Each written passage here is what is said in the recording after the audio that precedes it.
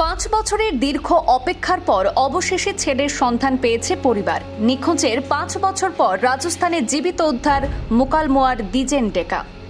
5 বছরের দীর্ঘ অপেক্ষা, অনিশ্চয়তা আর অজস্র চোখের জলের পর অবশেষে মিলল আশার খবর। আসামের নলবাড়ী জেলার মোকালমোয়ার সাপকাটা গ্রামের বাসিন্দা দ্বিজেন ডেকা গত 5 বছর ধরে নিখোঁজ ছিল। তার সন্ধান মিলেছে সুদূর রাজস্থানে। 37 বছর বয়সী দ্বিজেন ডেকা প্রয়াত দীপচরণ ডেকা এবং হরিদ্রা ডেকার একমাত্র সন্তান বলে জানা যায়। পরিবারের সদস্যদের দাবি, 5 বছর আগে সে বাড়ি থেকে বেরিয়ে যাওয়ার পর থেকেই কোনো খোঁজ পাওয়া যাচ্ছিল না। আত্মীয় স্বজন থেকে শুরু করে বিভিন্ন জায়গায় খোঁজাখুঁজি করেও কোনো তথ্য মিলেনি। দ্বিজেনের বৃদ্ধা মা জানান, দীর্ঘ 5 বছর ধরে প্রতিদিনই ছেলের ফেরার অপেক্ষায় ছিলেন তিনি। অবশেষে সেই অপেক্ষার অবসান ঘটিয়ে মুকালমোয়া থানার পক্ষ থেকে পরিবারকে জানানো হয় দ্বিজেন ডেকাকে রাজস্থানে শনাক্ত করা হয়েছে। আর সেই খবরে স্বস্তির নিঃশ্বাস ফেললেও পরিবারের উদ্বেগ এখনও কাটেনি। তারা চান খুব দ্রুত দ্বিজেনকে নিরাপদে বাড়ি ফিরিয়ে আনা হোক। এই লক্ষ্যে বড়ক্ষেত্রের বিধায়ক নারায়ণ ডেকা এবং টিহু সমষ্টির বিধায়ক চন্দ্রমোহন পাটোয়ারির কাছে পরিবারের পক্ষ থেকে আন্তরিক আবেদন জানানো হয়েছে, যাতে প্রশাসনিক উদ্যোগে দ্বিজেন ডেকাকে দ্রুত নিজের বাড়িতে ফিরিয়ে আনা যায়। দীর্ঘ 5 বছরের অপেক্ষার পর অন্তত এই বিষয় নিশ্চিত হয়েছে যে দ্বিজেন জীবিত আছেন। এখন গোটা পরিবারের একটাই প্রার্থনা, তিনি যেন খুব শীঘ্রই ফিরে আসেন নিজের বাড়িতে, নিজের মানুষের কাছে।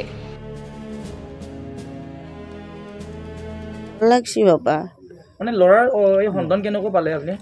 ল'ৰাৰ সন্ধান আমাৰ গাঁৱৰে ল'ৰা এটা মোক তাৰমানে নিবা আহিছে থানাত বোলে ফোন কৰিছে।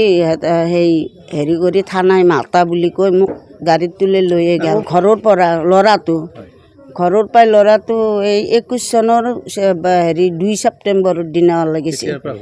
নাই আকৌ খা খবৰ পোৱা নাই, নাই আকৌ হেৰি পোৱা নাই।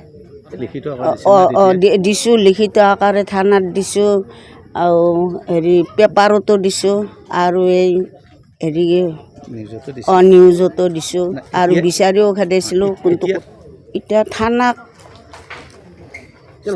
টকা পইচা সেনেকুৱা তাৰ মই দুৰ্বল মানুহ, তো আৰু কৰি দিওঁতাই নাই। এতিয়া মই কি কৰোঁ? এতিয়া সহযোগিতাৰ হেমন্ত মামাকো বিচাৰিছোঁ, ইফালে নাৰায়ণ ডেকাকো গাঁৱবাসী বুলি বিচাৰিছোঁ, ইফালে চন্দ্ৰমোহন পাটোৱাৰীকো মই অনুৰোধ কৰিছোঁ, আৰু যাতে মোৰ ল'ৰাটো ঘৰক কিবা কৰি মোৰ আগত আনি দিব পাৰে ৰাজস্থানৰ পৰা। 5 বছৰৰ মানে যাত্ৰা, এই 5 বছৰৰ নোহোৱাৰ পিছত আপোনাৰ কেনেকুৱা পৰিয়ালত কেনেকুৱা এটা হাহাকাৰ হৈছিল, বা আপুনি কেনেধৰণৰ সমস্যাৰ সন্মুখীন হৈছিল ল'ৰাজনৰ অবিহনে? হয়, ল'ৰাটোৰ অবিহনে মোৰ সেই কুৰাই জুই বাপা। মোৰ খাওঁতে খুৱাওঁতে মোৰ খাব ল'বৰ ইচ্ছা নাই। একদিন ভাত ৰান্ধি 4 দিন গ'লেও নাখোৱাকৈ থাকোঁ। মই মাথা ঘূৰে ঘূৰে মাৰোঁ তাৰ চিন্তাতে। আৰু কি ক'ম আৰু, আজি ভাল লাগিছে? আজি অলপ ভাল লাগছে। কি কৰোঁ কি নকৰোঁ এনে লাগি আছে। আপুনি যেতিয়া থানাত গৈছিল, পুলিচে কি কৈছে আপোনাক? পুলিচে সেই ফোন নম্বৰটো দিছে আৰু সেই এড্ৰেছটো দিছে এই মোবাইলত, দি পেলাই আনিব যাব কৈছে। সেনেকৈ কৈছে। এতিয়া মই দুৰ্বলতা মানুহ, মই এইগিলা ইমান দূৰক মই কেনেকৈ যাওঁ? ইফালে সেনেকুৱা জানা মানুহো নাই, বা ইফালে টকা পইচাও নাই। ল'ৰাজনৰ মানসিক বেমাৰ আছিল, এই মাথাৰ দুখ। 3, 4, 5 বাৰমান তেজপুৰতো ৰাখি থৈছোঁ, ইয়াতে ভাঙাগড় মেডিকেলতো 3 মাহ ৰাখছোঁ। এইগিলা গোটাই আছে। ঔষধ খালি অলপ ভাল পায়, তাৰপাছত ঘৰত আহিলেও ঔষধ নাখালি বেছি হয়, হৈ নিজে অজ্ঞানতা হয়, হৈ পেলাই সেনেকৈ ওলাই গৈছে। আপোনালোকে চিকিৎসা কৰিব পৰা নাই ল'ৰাজনক? চিকিৎসা কৰিব মানে সেনেকৈ আৰু কৰাই নকৰাই কৰিছিলোঁ আৰু। এতিয়া চিকিৎসা যদি আৰু কি আৰু ভাল হোৱা নাই, চিকিৎসাটো ল'ব লাগিব আৰু। 5 বছৰে হ'ল।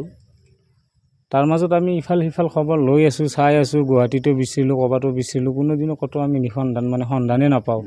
আজি পটককৈ পালোঁ, পাই পেলাই ময়ো মাছ কাটি আছিলোঁ তাতে। মানে থানাৰ পৰা এইটো ঘৰত খবৰ দিলে, মোকো দিলে, মই তাতে মাছ কাটি আছিলোঁ। তাৰপাছত আহিলোঁ। এতিয়া সি বোলে আছে ৰাজস্থানত। হয়ো ল'ৰাটো হয়, আমাক ফটো দিলা, কিবা দিলা, গোটেইখিনি চালোঁ, ল'ৰাটো হয়, দ্বিজেন ডেকা হয়। গতিকে এতিয়া দ্বিজেন ডেকাক ৰাজস্থানৰ পৰা আনব লাগিলে আমাৰ কোনো চিনাক্ত নাই, বা আমি সেই বিদেশ চিনিও নাপাওঁ, নাজানো।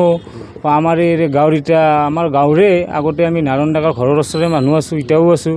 হয়তো বা এতিয়া আমাৰ সমষ্টিটো ফালি টিহু হৈছে। টিহুত পৰে চন্দ্ৰমোহন হ'লোঁ, কিন্তু নাৰায়ণ ডেকাই হওক, চন্দ্ৰমোহন ছাৰে হওক বা আমাৰ হেমন্ত মামাই হওক, মুঠৰবাৰ গোটেইখিনিকে জনালোঁ যে আমাৰ ডিজেনক যেনে তেনে আপোনালোকে যি প্ৰকৃতিৰে হওক মুঠৰবাৰ আমাৰ ওচৰক আনি দিয়ক, নাপা আমিয়ে যাওঁ, যোগাযোগটো আমাক কৰি দিয়ক, আমি চিনি নাপাওঁ জানি নাপাওঁ, তাৰে থানাৰ লগতে যোগাযোগ কৰি দিয়ক, বা আপোনালোকে আনি দিয়ক, বা আমি ইয়াৰ পৰাই যাওঁ, মুঠৰবাৰ অতি সোনকালে ল'ৰাটোক আমাক ইয়াত আনি দিব লাগে। সেইটোৰ কাৰণে আনাৰ ব্যৱস্থা কৰি দিলে খুব ভাল হয়। সেইটো কাৰণে আমি গৰীব মানুহ অনুৰোধ জনাইছোঁ। মোৰ কুৰমাও হৈ তেখেত